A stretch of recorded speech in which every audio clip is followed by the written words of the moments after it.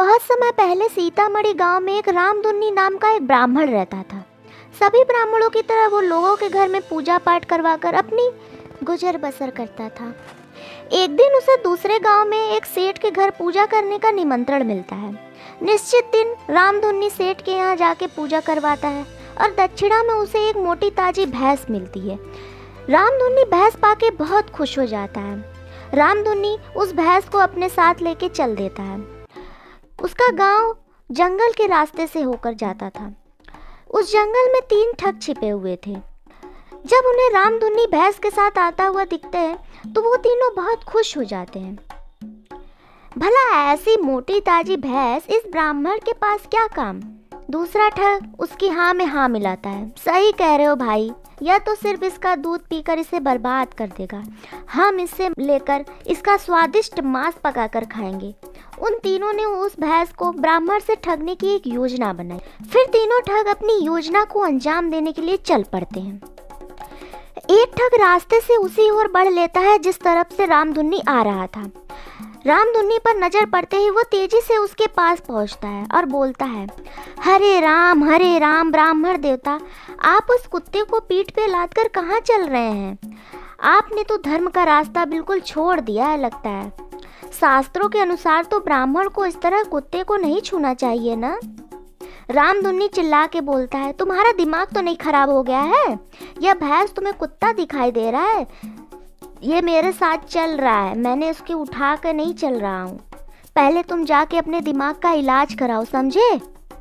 बुरा न मानिए ब्राह्मण देवता, मैंने तो वही कहा जो मैंने देखा, बाकी तो आप जो ठीक समझे वो करो। ऐसा बोल के वो अपने रास्ते को चल देता है। कुछ देर बाद दूर खड़ा दूसरा ठग उसको छिपकर देख रहा होता है और मौका देखते ही वो ब्राह्मण के सामने आ जाता है और बोलता है, अरे ब्राह्मण देवता, ऐसा अनर्थ मत करिए। एक ब्राह्मण होके आप ऐसा कर रहे हैं, आपको ये शोभा नहीं देता। रामधुन्नी हैरानी के साथ पूछते, अरे क्या हो गया? अरे ब्राह्मण देवता, आप एक ब्राह्मण होके इस मरे हुए बछड़े को ढो रहे हैं। एक ब्राह्मण के लिए ये कार्य करना बिल्कुल भी उचित नहीं है। मुझसे कहिए मैं ये काम कर दूं। वो ठग बहुत ही चालाकी के साथ बोलता है। रामधुन्नी चिल्ला के बोलता है, अंधे हो क्या? तुम्हें इतनी बड़ी भैंस दिखाई नहीं देती है? तुम्हें इतनी बड़ी भैंस मरी हुई बछड़ा दिखाई दे रही है? अरे ये भैंस मेरे साथ चल रहा है, अगर ये मरा हुआ होता तो मेरे साथ कैसे चलता? मूर्ख कहीं के, तुम अंधे के साथ साथ मूर्ख भी हो। ठग बोलता है, अजी गुस्सा क्यों हो रहे हैं? मैंने आपको मृत बछड़ा उठाकर देखा तो बस बता दिया, आगे आप जाने और आपका काम जाने। राम राम राम राम राम। यह कहते हुए वो ठग अपने रास्ते को चल देता है। रामधुन्नी भी आगे चल देता है और यह सोचते हुए बड़ा हैरान होता है कि भला उसकी भैंस को कोई कुत्ता तो कोई मरा हुआ बछड़ा क्यों समझ रहा है। वह बार बार अपना सिर घुमा के उस भैंस को ही देख रहा था।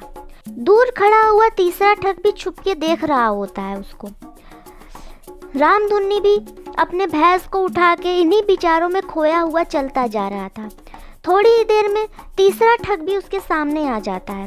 रामधुन्नी को देखते ही दौड़ते ही उसके पास आता है और बोलता है, अरे ब्राह्मण देवता, आपने तो हद कर दी। इस तरह सरेआम आप एक गधे के बच्चे को उठाकर चले जा रहे हैं। ब्राह्मण देवता, आप तो समाज की सर्वोच्च जाति से संबंधित है ना, फिर आप एक गधे के बच्चे को ढोने जैसा तुच्छ काम क्यों कर रहे हैं? यदि समाज के अन्य लोग आपको यह कार्य करते हुए देखेंगे तो वो क्या सोचेंगे? क्या वो आपको मान सम्मान देना बंद नहीं कर देंगे? क्या बात कर रहे हो? तुम्हें इतना बड़ा भैंस तुम्हें गधे का बच्चा दिखाई दे रहा है?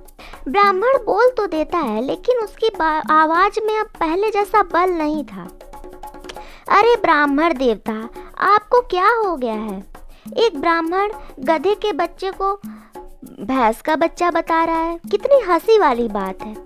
ठग की बात सुनकर ब्राह्मण भौचक्का रह जाता है। वो सोचने लगता है कि अभी तक मिले 3 आदमियों में से ये इस भैंस को कोई कुत्ते का बच्चा बता रहा है, तो कोई मरा हुआ बछड़ा बता रहा है, तो कोई गधे का बच्चा बता रहा है। आखिर ऐसा क्यों हो रहा है? कहीं ऐसा तो नहीं कि यह कोई भूत हो और बार बार रूप बदल रहा हो?